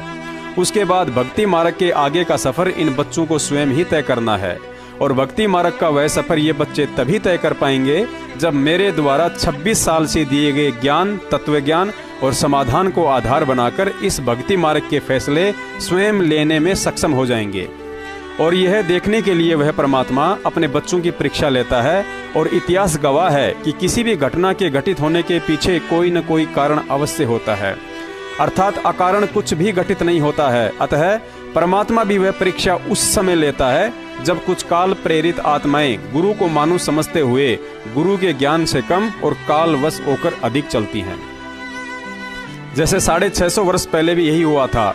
अधिक सुखी होने के कारण कबीर साहिब जी के आसपास रहने वाले भगत अहंकारी हो गए थे, जो उस गणिका बहन को भला बुरा कहने लगे और कबीर साहिब जी की इज्जत के ठेकेदार बन बैठे थे कि तेरे सत्संग में आने के कारण गुरुजी की काशी में बदनामी हो रही है। 2006 करोथा कांड से पहले भी यही हुआ था। जिस विवादित जमीन को लेकर करोथा कांड हुआ, जिसमें आर्य समाजियों को भी अच्छा मौका मिल गया और मर्डर के केस में गुरुजी को 22 महीने की जेल हुई, वह जमीन सतलोक आश्रम करोथा के मुख्य सेवादारों के द्वारा संत रामपाल जी महाराज जी के बिना आदेश व मार्गदर्शन से उस समय ली गई थी जब संत रामपाल जी महाराज जी 3 महीने के लिए महाराष्ट्र के पूना शहर में सत्संग करने के लिए गए हुए थे। देखिए प्रमाण।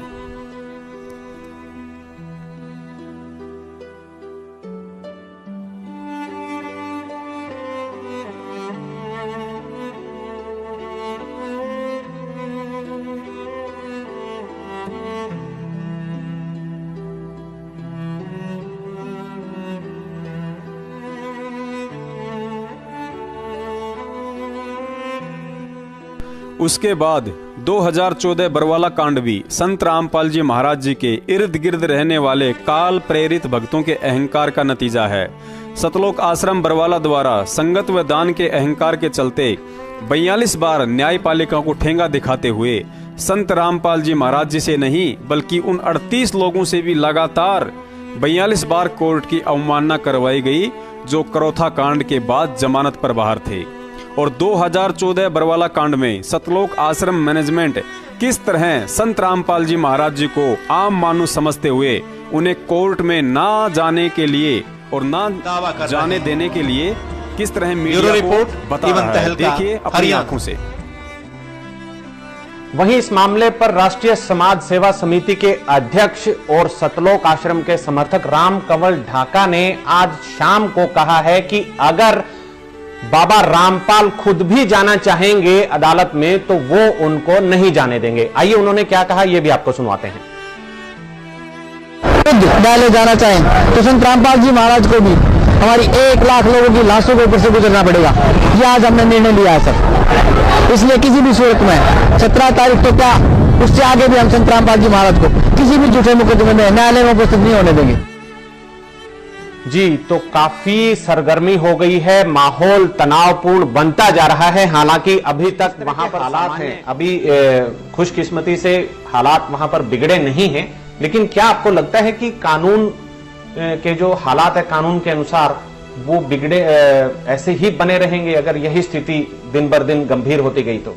जिस प्रकार से ये प्रवक्ता जो हैं संत राज कपूर जी बोल रहे हैं जी और धमकी दे रहे हैं कि भाई हम ना जाने देंगे और ना वहाँ कोई पुलिस को आने देंगे, ना अदालत में पेश होंगे, अदालत बेच की जाती है, खरीदी जाती है, इससे मुझे लगता है कि वहाँ हर हालत में क्लैश होगा और बेगुनाह आदमियों को वहाँ मरवाया जाएगा। पुलिस वाले इंजर्ड होंगे, बेगुनाह आदमी, बच्चे, औरतें इंजर्ड होंगे। लेकिन तो संत रामपाल जी को इस बारे में सोचना चाहिए। वो संत हैं, हिंसा के ठेकेदार नहीं है।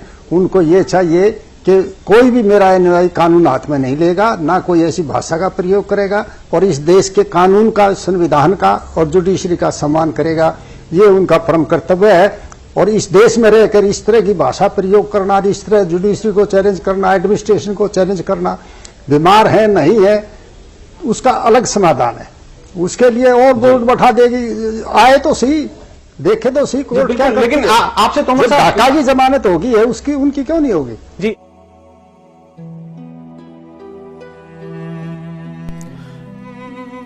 पुण्यात्माओं, इस वीडियो में आप सतलोक आश्रम मैनेजमेंट के मुख्य सेवादारों का जो अहंकार देख रहे हैं, जिसका नतीजा सबके सामने है। लाखों भक्तों ने नाम त्याग दिया, सैकड़ों परिवार उजड़ गए, कुछ को जेल तो कुछ भगोड़े बनकर दिन काट रहे हैं, तो कुछ काल प्रेरित स्वार्थी लोगों ने मौके पर चौका लगाते हुए धर्म को धंधा बनाकर फर्जी नामदान केंद्र, पाठ और ज्योति के नाम पर संगत को ही लूटना शुरू कर डाला। तो कुछ कमाल जैसी दुष्ट आत्माओं ने सतगुरुदेव जी के नाम से मनमुखी होकर अपना अलग ही पंथ खोल डाला, जैसे कि अपने आप को सतलोकवासी आदरणीय नानक साहिब जी की आत्मा बताकर संजय दिल्ली वाले ने रुड़की में 10-15 मूर्खों के साथ मिलकर अलग से शत सुकृत पंथ के नाम से दुकान खोलकर बैठा हुआ है। क्योंकि यह हिंदुस्तान है और यहाँ पर धर्म की आड़ में जब लोग राजनेता बन जाते हैं तो बाबा बनकर किसी को मूर्ख बनाना तो बड़ा ही आसान है। देखिए यह छोटी सी झलक जिसमें दिखाया गया है कि गांव से आए एक युवक को जब दिल्ली में नौकरी नहीं मिली तो अंत में गुस्सा होकर दिल्ली नगर निगम के बोर्ड पर गोबर फेंकने लगा, जिसे देख लोगों ने उसे गोबर बाबा बनाकर भगवान बना दिया। बिल्कुल चकाचक, अभी साला बिल्कुल झकाझक हो गए। अरे कौन है ये? काय का गोबर फेंक रहा है? सिद्धू बुला रहा है। अरे ये गोबर बाबा है, भगवान शिव की आराधना कर रहे हैं। वो प्रणाम। साला स्कूटर चुरा के लाए हो तुम। सिद्धू इसको कैसे मालूम पड़ा? ये बाबा कहाँ से आए हैं? ये हिमालय से आए हैं। वहाँ कितने साल से रह रहे हैं? पिछले 300 साल से तपस्या कर रहे थे। 300 साल? लेकिन दिखने में तो 30 साल के लग रहे हैं। गोबर बाबा, गोबर बाबा। ये बाबा ने पेटीकोट क्यों पहन रखा है? इनका दूसरा नाम ही पेटीकोट बाबा है। बाबा जी को कुछ देना चाहिए। क्या देना चाहिए? बाबा जी को पेटीकोट में पैसे देने चाहिए। पेटीकोट, जय पेटीकोट बाबा, पेटीकोट बाबा की जय, जय पेटीकोट पता बाबा। है ये गोबर पलट कर जिसे लगेगा ना, वो रात लखपति बन जाएगा।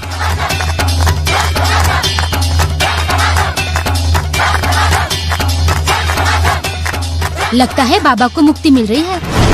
अरे मुक्ति नहीं मिल रही है, हेलन की तरह नाच रहे हैं हम, क्योंकि अब हमको पता चल गया है कि सिटी में अगर पैसा कमाना है तो ऐसा ही कुछ करना पड़ेगा।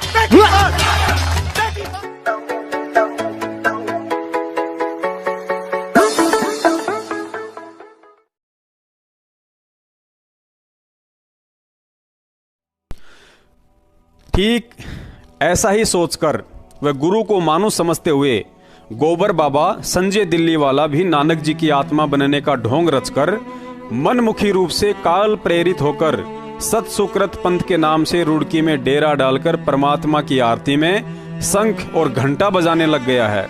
भक्तों के सर पर सफेद कपड़े बांधकर उन्हें साईं बाबा बना डाला है और अपने भक्तों को 1200 रुपए की लागत बताकर 100 ग्राम तेल की शीशी देकर कहता है कि मैंने इसमें प्रथम मंत्र और सतनाम का रसायन बनाकर डाल दिया है।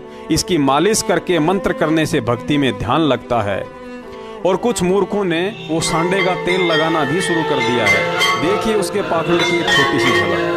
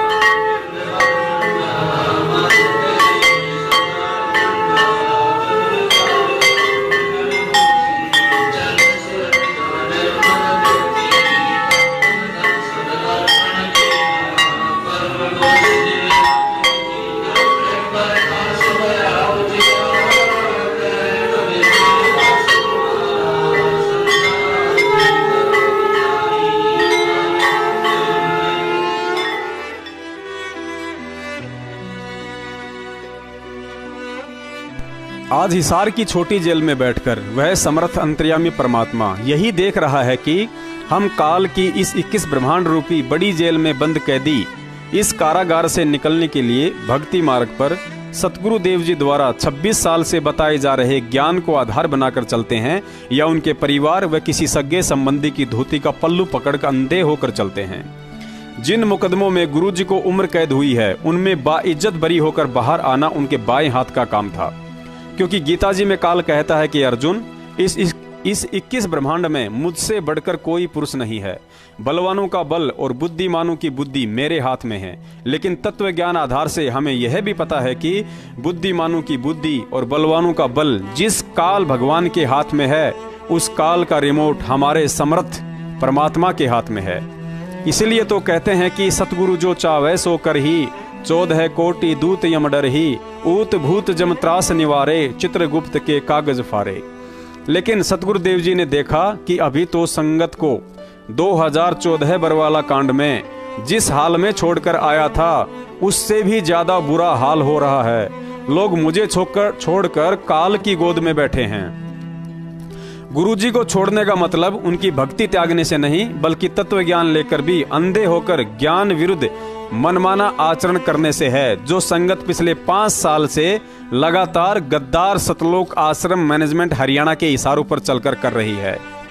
गुरुजी ने हमें 26 साल से अपना तत्व ज्ञान देते हुए सत्संग रूपी खीर खिलाई, जबकि सतलोक आश्रम मैनेजमेंट उन्हीं सत्संगों के विरुद्ध हमें भक्ति विरुद्ध मनमाने आचरण करवाकर काल की लैट्रिन खिला रहा है। परमात्मा ने सत्संगों में बताया कि 26 साल में किसी भी जातिगत दल को समर्थन या पार्टी को वोट डालने के लिए संत रामपाल जी महाराज जी ने नहीं कहा, लेकिन एक झटके में उनके गद्दार भाई महेंद्र और महेंद्र के मनमुखी मैनेजमेंट ने हरियाणा के जातिगत जाट आंदोलन को आरक्षण के लिए तन मन धन से समर्थन देकर, राजस्थान के राजपूत संगठनों को गैंगस्टर आनंदपाल सिंह की सीबीआई जांच के लिए तन मन धन से समर्थन देकर, अजमेर रैली में माता पद्मावती और जय भवानी के नारे लगवाकर, हरियाणा रोडवेज कर्मचारियों की हड़ताल का तन मन धन से समर्थन देकर, भक्तों से 2016 में भक्ति मार्ग के विरुद्ध लाखों भक्तों से राष्ट्रपति से इच्छा मृत्यु के लिए लेटर लिखवाकर, वह वर्तमान में कांग्रेस पार्टी को वोट डलवाकर हमारे से वे भक्ति विरुद्ध समस्त कुकर्म करवा डाले, जिनको गुरुजी ने सदा ही भक्ति मार्ग में बाधक बताया है। परमात्मा भी देख रहा होगा कि जिन्हें सतलोक का मार्ग बताया था, वे सारे के सारे अंधे होकर यमलोक की तरफ जा रहे हैं। जिस मैनेजमेंट की आंखों के सामने वह परमात्मा 2008 में बिना किसी वकील और पैसों के सुप्रीम कोर्ट से बाइज्जत जमानत पर बाहर आया था, आज उसी परमात्मा की जमानत के नाम पर संगत को मूर्ख बनाकर वकीलों की फौज खड़ी करके उनकी फीस के नाम पर करोड़ों में लूटा जा रहा है। गुरुजी का ठप्पा लगाकर, खुद की प्रिंटिंग प्रेस लगाकर कम कीमत में पुस्तकें छापते हैं और बाहर उनको बेचने के लिए फ्री के मजदूर मिल जाते हैं। यहाँ भी इस अनमोल ज्ञान को आलू टमाटर की तरह बेचकर 50% तक कमाई की जा रही है। जबकि परमात्मा को धर्मदास जी ने कहा था कि धर्मदास जी, कति आधीन दीन हो प्राणी, ताते कहिए यह अकथ कहानी। इस अनमोल तत्व ज्ञान की चर्चा आप उस जीव से करना जो उसे सुनने को आतुर हो, आधीन हो।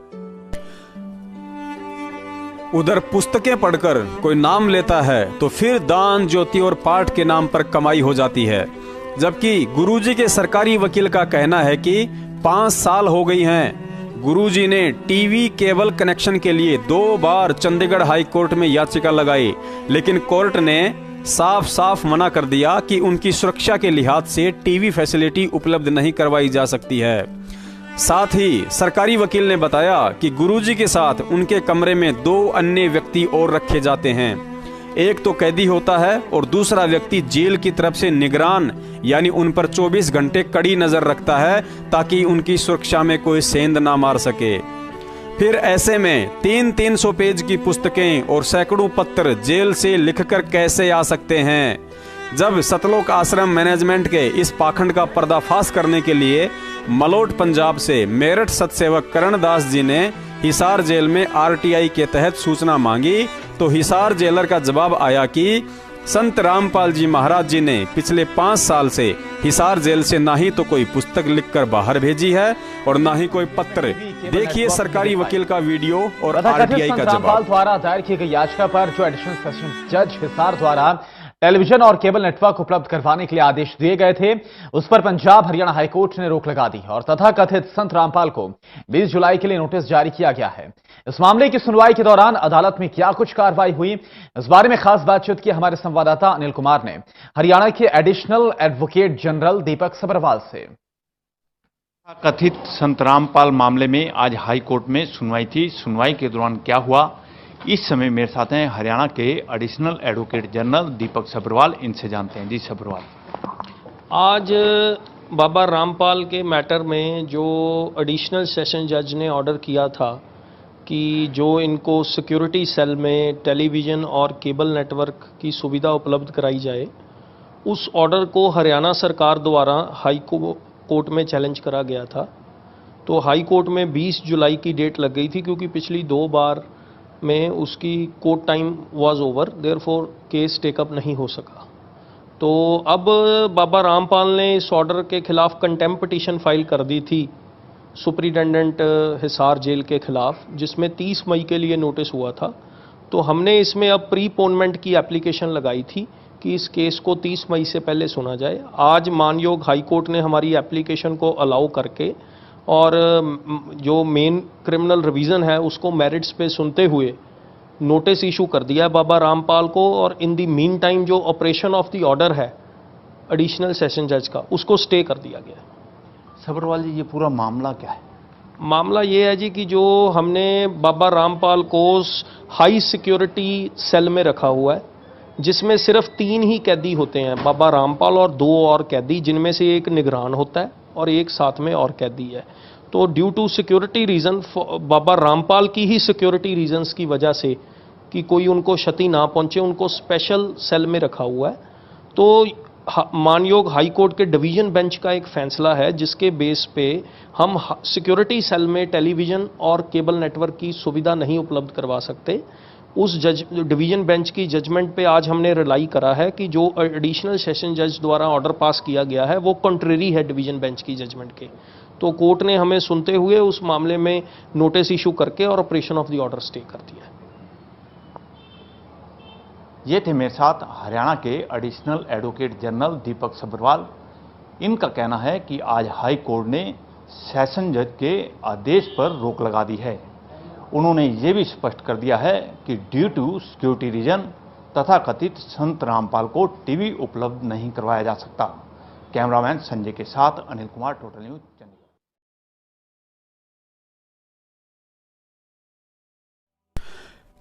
अब चूंकि पिछले 4 साल से सतसेवकों ने सतलोक आश्रम मैनेजमेंट हरियाणा के पाखंड का सबूतों सहित भंडाफोड़ कर डाला, तो इनके आडंबर का काला साम्राज्य दिनों दिन ढलते सूरज की तरह डूबता जा रहा है।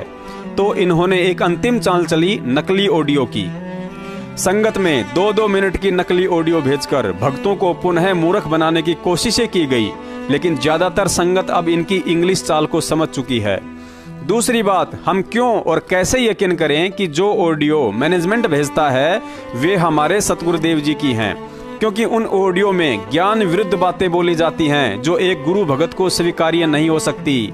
अगर ज्ञान को छोड़कर ऑडियो में कही गई बातों को सत्य मानकर चलें तो कबीर साहिब जी का विधान फैल हो जाता है कि जब तक ना देखे निज नैना तब तक ना माने गुरु के बैना। अर्थात कबीर साहिब जी ने काल की सूक्ष्म चाल से सजग करते हुए हमें चेताया है कि बच्चों, यह काल का लोक है, यहाँ कदम कदम पर धोखा है, और इस भक्ति मार्ग में एक भगत को अपने गुरु की ही उन्हीं बातों पर यकीन करना है जो आपने अपनी आंखों से देखी हो और कानों से सुनी हो, वरना बहुत बड़ा धोखा खा जाओगे। और वह धोखा भगत समाज बरवाला कांड 2014 में खा चुका है। जो गद्दार सतलोक आश्रम मैनेजमेंट आज इन नकली ऑडियो को गुरुजी की बताकर भक्तों से ज्ञान विरुद्ध व मनमाना आचरण करवा रहा है, बरवाला कांड में इसी मैनेजमेंट ने गुरुजी के ही आदेश बताकर हम भक्तों को काले कपड़े पहनाकर, हाथों में लठ पत्थर और बंदूकें देकर दुनिया के सामने गुंडा बनाकर खड़ा कर दिया था। बरवाला कांड के बाद जब गुरुजी ने मीडिया के सामने इसका खुलासा किया तो भक्तों की आंखें फटी की फटी रह गई कि इन गद्दारों ने गुरुजी के आदेशों की आड़ में हमसे क्या क्या करवा डाला, और वही काम ये पिछले 5 साल से आज करवा रहे हैं। सुनिए सतगुरुदेव जी का ये छोटा सा वीडियो। झूठे कैसे हैं आपके ऊपर? आपके गुंडे इतने खड़े थे वहाँ पे, हजारों आदमी हरियाणा पुलिस से। मेरे नीचे राष्ट्रीय समाज सेवा समिति नहीं तो आपकी समिति है।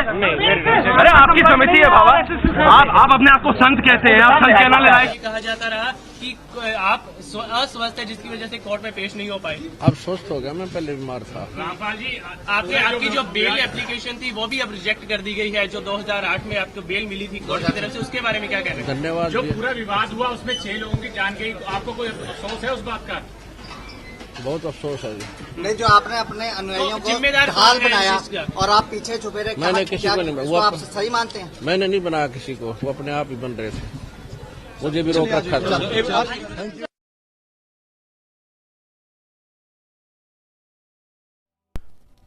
दूसरी बात, शुरू में ही बता दिया जा चुका है कि यह आध्यात्मिक मामला है। इस तत्व ज्ञान को विज्ञान करोड़ों वर्षों में भी नहीं सुलझा सकती है। लेकिन इस विज्ञान को संत रामपाल जी महाराज जी ने तत्व ज्ञान की मदद से 2 मिनट में पूरा सुलझा डाला। हम विज्ञान की माने या तत्व ज्ञान की? विज्ञान कहती है कि इंसान के पूर्वज बंदर थे, अर्थात इंसानों की उत्पत्ति बंदर से हुई है, जबकि तत्व ज्ञान कहता है कि इंसान और बंदर दोनों अलग अलग योनि हैं। ठीक इसी तरह जब भगत समाज ने हिसार जेल के नाम से संगत में भेजी जा रही नकली ऑडियो को सच साबित करने के लिए बेंगलोर की किसी लेबोरेटरी की रिपोर्ट भेजी है कि इस ऑडियो की आवाज व गुरुजी के सत्संगों की आवाज दोनों एक जैसी ही हैं, लेकिन तत्व ज्ञान कहता है कि परमात्मा की आवाज को विज्ञान और लेबोरेटरी तो क्या स्वयं काल भगवान भी नहीं पहचान सकता है, क्योंकि परमात्मा उसे भी धोखे में रखकर अपना ज्ञान प्रचार करते हैं, लेकिन वह पहचान में नहीं आता है और ना ही काल उसे पहचान पाता है कि यह वही संत है या कोई अन्य। दूसरी बात, तत्व ज्ञान कहता है कि काल भगवान स्वयं भी गुरु का रूप बना सकता है। मालिक कहते हैं झूठा गुरुआ काल है गुरु का धर्या स्वरूप, और गुरु की आवाज भी निकाल सकता है। इसके लिए गुरुजी ने अपने सत्सेवक बच्चों को इंद्रमती का उदाहरण देकर समझा रखा है। कबीर साहिब जी ने इंद्रमती से कहा था कि बेटी, कल मेरे रूप में काल आएगा और तू उस दिन उसे दंडवत प्रणाम मत करना। मैंने तुझे जो नाम दिया है इसका सुमरण करना, इससे उसका वास्तविक काल स्वरूप सामने आ जाएगा। दूसरे दिन ठीक ऐसा ही हुआ। इंद्रमती अपने कक्ष में आराम कर रही थी, तभी उसके कानों में गुरुजी की आवाज सुनाई दी। वह समझ गई कि काल आया है, लेकिन इंद्रमती ने उसे दंडवत प्रणाम तक नहीं किया और नाम का जाप करने लगी। तो कुछ ही देर में काल के शरीर से गुरुजी का आवरण हटने लगा। काल ने सोचा जरूर इसके पास कोई प्रबल शक्ति है और कहा कि तुझे तो मैं बाद में देखूंगा। दोपहर के बाद 4 बजे सी काल आया सतगुरु रूप में। आवाज लगाई कि इंद्रमती। रानी ने देखा गुरुदेव आगे। परमेश्वर ने कहा था कि उस दिन मेरे रूप में काल आएगा, तू उठ के सत्कार भी मत करना उसका, अन्य समय में उसके बाद अगर गुरुदेव का सत्कार नहीं करोगे तो तुम नाम रहित हो जाओगे। लेकिन ये मेरा आदेश है उस दिन के लिए बेटी। अब सामने देखा वो परमेश्वर रूप में, अपने गुरुदेव के रूप में, और काल आया कि इंद्रमती क्या कर रही है बहन।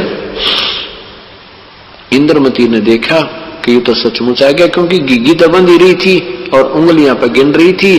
तीसरा दिन और लास्ट समय चल रहा था। उसी समय सिमरन शुरू कर दिया जो मंत्र दिया था।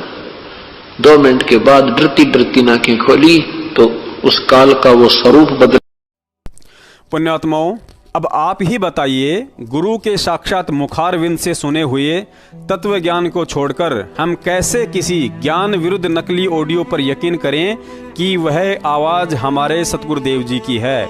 सतलोक आश्रम मैनेजमेंट हरियाणा जिस बेंगलोर की लेबोरेटरी की रिपोर्ट के आधार से संगत में यह भ्रम फैला रहा है कि हमने जब गुरुजी की ऑडियो को और सत्संगों को लेबोरेटरी में जांच करवाया तो लेबोरेटरी वालों ने कहा कि यह दोनों आवाज एक ही व्यक्ति की हैं। पुण्यात्माओं, सबसे पहला सवाल तो यह है, यदि सतलोक आश्रम मैनेजमेंट हरियाणा को इस बात का पक्का पता है कि ये जो ऑडियो आ रही हैं वे हिसार जेल से गुरुजी की ही आ रही हैं, तो इन नालायकों ने अपने गुरुजी की आवाज पर कैसे विश्वास ना करते हुए बेंगलोर में लेबोरेटरी से जांच करवाई। और दूसरी बात, पुण्यात्माओं, जो साइंस इंसानों को बंदरों से ही उत्पन्न हुआ मान रही है कि इंसानों की उत्पत्ति बंदरों से ही हुई है, उस साइंस ने भी यह आविष्कार बेंगलोर की ऐसी ही लेबोरेटरियों में जांच कर करके हमारे पाठ्यक्रम में लिख दिया। लेकिन संत रामपाल जी महाराज जी ने वास्तविकता बताई कि इंसानों की उत्पत्ति बंदरों से नहीं, बल्कि इंसान और बंदर दोनों अलग अलग योनि हैं। तो पुण्यात्माओं, हम कैसे इन लेबोरेटरियों पर यकीन कर लें? पुण्यात्माओं, अगर सतगुरुदेव जी सामने होते तो हम उन्हीं की बताई विधि अनुसार पहले दंडवत प्रणाम करके जांच कर लेते कि कहीं गुरुजी का भेष बनाकर ये नकली आदेश काल तो नहीं दे रहा है।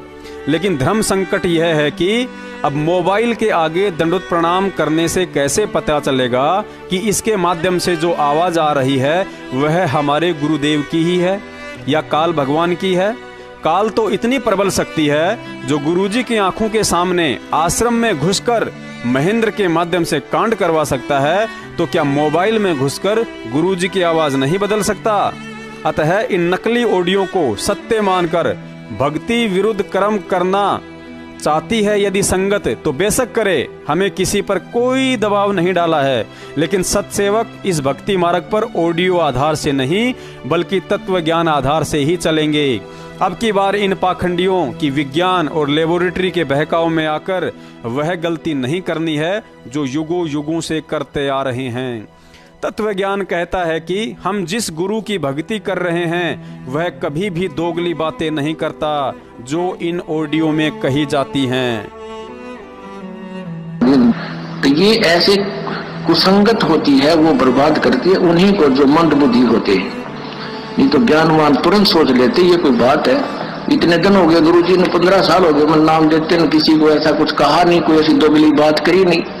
तो उन दुष्टों ने ऐसी चाल चली कि गुरुजी का आदेश बता दिया, सब बेचारे 10-20 ये उनके द्वारा बताएगी क्रिया करने लगे तो हमारे उसे खत्म हो गए भगवान के अकाउंट से। अब उनको पता लगा, सभी अपना क्षमा याचना कर रहे हैं, 10-20 खराब हुए थे फिर सेट हो गए, उनको नाम दे दिया। पुण्यात्माओं, अब आगे रही बात सतगुरुदेव जी के जेल से बाहर आने की या उनको बाहर निकालने की, तो यह सत्य है कि सतगुरुदेव जी कानून के तहत ही जेल के अंदर गए हैं और जाहिर सी बात है बाहर भी कानूनी तरीके से ही आएंगे। लेकिन उन्हें एक सामान्य संत समझते हुए जिस तरह पिछले 4 साल से सतलोक आश्रम मैनेजमेंट द्वारा ड्रामे किए जा रहे हैं उनकी कतई आवश्यकता नहीं है, क्योंकि 2008 में बिना किसी वकील के सुप्रीम कोर्ट से बाइज्जत जमानत पर बाहर आकर सतगुरुदेव जी ने साबित कर दिया था कि सांच को आंच नहीं है। सत्य को कुछ समय के लिए दबाया जा सकता है लेकिन मिटाया नहीं। यदि सतलोक आश्रम मैनेजमेंट वाले 38 वकीलों की फालतू की फौज भी खड़ी नहीं करते और उन वकीलों की फौज के नाम पर संगत से गुरुजी की जमानत के नाम पर दान की भीख भी नहीं मानते, तो भी उस सतवादी संत को निर्धारित समय यानी ठीक के वक्त पर जेल से बाहर आने से दुनिया की कोई भी कोर्ट या जज नहीं रोक सकता। सतलोक आश्रम मैनेजमेंट हरियाणा ने तो मात्र संत को जेल में बैठाकर मौके पर चौका मारते हुए संगत की भावनाओं के साथ खेलते हुए करोड़ों अरबों में प्रॉपर्टी बनाकर अपना उल्लू सीधा किया है। संगत का भक्तों पर विश्वास व भोलेपन का नाजायज फायदा उठाते हुए अपने उन सभी रिश्तेदारों को कुछ दिनों के लिए नाम दीक्षा दिलवा कर जिनके रिश्ते नहीं हो रहे थे उन नालायकों के फेरे फिरवा दिए। मध्य प्रदेश के स्टेट कोऑर्डिनेटर विष्णु साहू जैसे लोगों ने, जिसने कभी काम धंधे को हाथ लगाया नहीं लेकिन संगत से आ रही हराम की कमाई पर अपने बच्चे को उच्च शिक्षा के लिए विदेश भेज दिया। जिन कोऑर्डिनेटरों की बरवाला कांड से पहले साइकिल खरीदने की औकात नहीं थी, आज वे 4 पहिए की गाड़ियों में घूमते नजर आते हैं। जिन कोऑर्डिनेटरों के बच्चे की पिछवाड़े से पैंट फटी हुआ करती थी, आज वे 3-3 हजार की जींस और हाथों में 30,000 के मोबाइल फोन लेकर घूमते नजर आते हैं। बरवाला कांड से पहले जो कोऑर्डिनेटर स्वयं 10 दिन में एक बार नहाया करते थे, आज हराम की कमाई के चलते अपने आप को उस क्षेत्र के विधायक से कम नहीं समझते हैं। सवाल पूछने पर भक्तों को ऐसे धमकी देते हैं जैसे भगत समाज पहले उनके बाप दादों के यहाँ गाय भैंस का गोबर ढोने का काम किया करते थे। स्टेट कोऑर्डिनेटर की तो बात ही छोड़ दीजिए, उन्होंने तो अपने आप को सतलोक का द्वारपाल ही समझ लिया है। यदि कोई भगत गुरुजी से पहले उनके आदेश मानकर उनकी गुलामी नहीं करेगा तो उसे 100 जन्म भी सतलोक नसीब होने वाला नहीं लगता। और इन 2 कौड़ी के कौवों की यदि आज इतनी औकात हो रही है तो इसकी जिम्मेदार भी संगत है, जिनकी मूर्खता और अंधविश्वास के चलते सतलोक आश्रम मैनेजमेंट को इस भक्ति मार्ग में पाखंड फैलाने का मौका मिला है। और इसी बात का फायदा उठाते हुए मैनेजमेंट वालों ने 5 साल में वो गदर मचाया है जिसकी कोई हद नहीं है। अंधे होकर बिना आगा पीछा देखे तारीखों पर जाकर अपनी मूर्खता का प्रमाण और प्रशासन के द्वारा सतगुरुदेव जी को तकलीफ पहुंचाने में संगत ने कोई कसर नहीं छोड़ी। कहते हैं करत है पुण्य होत है पापम, बैल बनकर कमाना और फिर पुण्य प्राप्ति के झूठे चक्कर में उसी पैसे को कुपात्र सतलोक आश्रम मैनेजमेंट के गांव-गांव में बैठे फर्जी नामदान केंद्रों पर ठगों के हाथों में देकर पाप के भागी बनना। 5 साल होने को आई, लेकिन आज भी 90% संगतों को इस बात की जानकारी तक नहीं है कि गुरुजी पर कुल कितने मुकदमे लगे हैं, कितने खत्म और कितने अभी चल रहे हैं, उन मुकदमों में कितने वकील हैं और गुरुजी ने कोर्ट में किसके खिलाफ बयान देकर उसे बरवाला कांड का दोषी बता रखा है। संगत ने परमात्मा को मदारी समझ लिया है कि गुरुजी चमत्कार करेंगे, गुरुजी चमत्कार करेंगे, जबकि 26 साल से गुरुजी यही कह रहे हैं कि भक्तों को चमत्कार के भरोसे नहीं बल्कि ज्ञान के भरोसे चलना है। चमत्कार ही देखना है तो 100 रुपए का टिकट खरीद कर किसी सर्कस में चले जाइए, वहां 2 मिनट में एक जादूगर शरीर को बीच से काटकर वापस वैसा ही जोड़ देता है। जरा गौर से विचार करेंगे तो पता चलेगा कि वर्तमान में संगत के विकेट पर विकेट गिर रहे हैं, अर्थात काल एजेंट सतलोक आश्रम मैनेजमेंट के हर एक भक्ति विरुद्ध मनवस आचरण में सहयोगी भगत परमात्मा के विधान के खिलाफ चलकर उनके हृदय से उतरते जा रहे हैं, अर्थात फेल होते जा रहे हैं। सतलोक में परमात्मा के विधान को त्याग कर काल में आसक्ति लगा बैठे और अब यहाँ भी परमात्मा के विधान के खिलाफ उसी काल एजेंट सतलोक आश्रम मैनेजमेंट के गद्दारों के फर्जी आदेशों के गुलाम बनते जा रहे हैं और फिर भी आशा करते हैं सतलोक जाने की। ये तो वही हाल हो गया जो गुरुजी ने अपनी वाणी में बताया था कि अहरण की चोरी करके करे सुई का दान और छत पर चढ़कर देख रहा है कि गुरुजी आए नहीं लेकर विमान। भक्तों के बहुत से फोन आए कि भगत जी हमें नाम जाप से वैसा लाभ नहीं मिल पा रहा है जो लाभ 2014 से पहले मिलता था और ना ही भक्ति में वैसा मन लगता है। पुण्यात्माओं, गुरुजी ने हमें गीता जी अध्याय 16 का श्लोक 23 पढ़कर बताया कि शास्त्र अनुकूल भक्ति को त्याग कर जो मनमाना आचरण करते हैं उन्हें ना ही तो लाभ होता है और ना ही सिद्धि। अब संगत खुद अपने आप को तत्व ज्ञान के तराजू में तोलकर देख ले कि हम कितने पानी में हैं। वर्तमान में कितने भगत गुरुजी के बताए अनुसार मार्ग पर चल रहे हैं और कितने भगत काल एजेंट सतलोक आश्रम मैनेजमेंट के इशारों पर अंधे होकर जाट आंदोलन, राजपूत आंदोलन, रोडवेज आंदोलन और कांग्रेस को वोट देकर भांगड़ा डांस कर रहे हैं और उम्मीद कर रहे हैं काल के सिर पर पैर रखकर सतलोक जाने की। दूसरी बात गुरुजी ने बताई कि यदि प्रधानमंत्री को कोई गलत शब्द बोल दे या उसके काफिले में बाधा उत्पन्न करने की कोशिश करे तो प्रधानमंत्री उसे कुछ नहीं कहता, लेकिन उसके बॉडीगार्ड बाद में उसकी देही को तोड़ते हैं।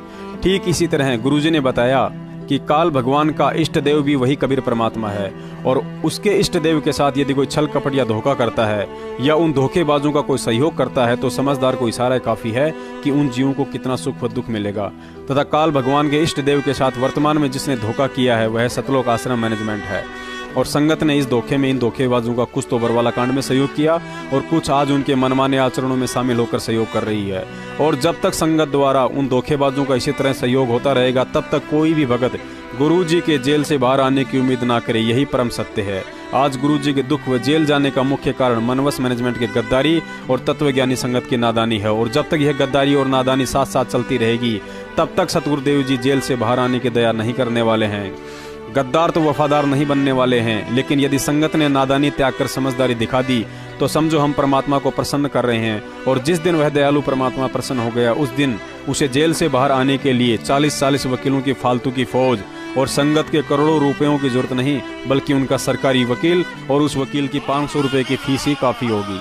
इसके लिए अंतिम रास्ता यही है कि हम गुरुजी को पहचानें, उनके संविधान और मिशन को समझें, फिर गद्दारों का साथ छोड़कर उनके मार्गदर्शन अनुसार भक्ति और अपनी रोजी रोटी का धंधा करें और उनसे भक्ति व मर्यादा की भीख के साथ साथ उनके आगे हृदय से यही अरदास करते रहें कि हे बंदी छोड़, अब दया करो हम नीचों पर। हम दोनों कान पकड़कर और जमीन में नाक रगड़ रगड़ कर बार बार अपनी मनवस आचरणों की आप जी के सामने दंडवत समायाचना की प्रार्थना करते हैं। हमें माफ कीजिए गुरुदेव, हमें माफ कीजिए। सत साहेब।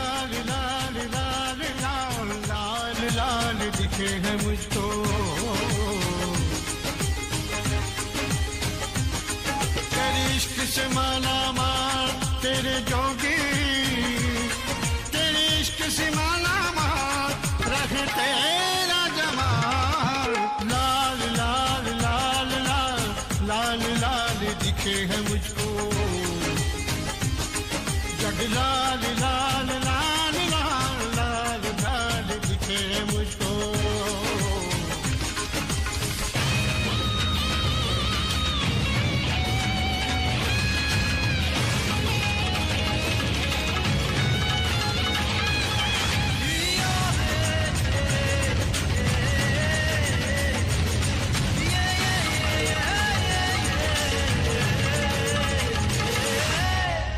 जिंदगी कदम कदम पे देती है यूं तो धोखा, उसकी बात बन जाती है जो ना गवाए मौका। होती है जीत उसकी जिसे जीत पे भरोसा। जिंदगी कदम कदम पे देती है यूं तो धोखा, उसकी बात बन जाती है जो ना गवाए मौका। तू सच के साथ है तो खुदा तेरे साथ है तो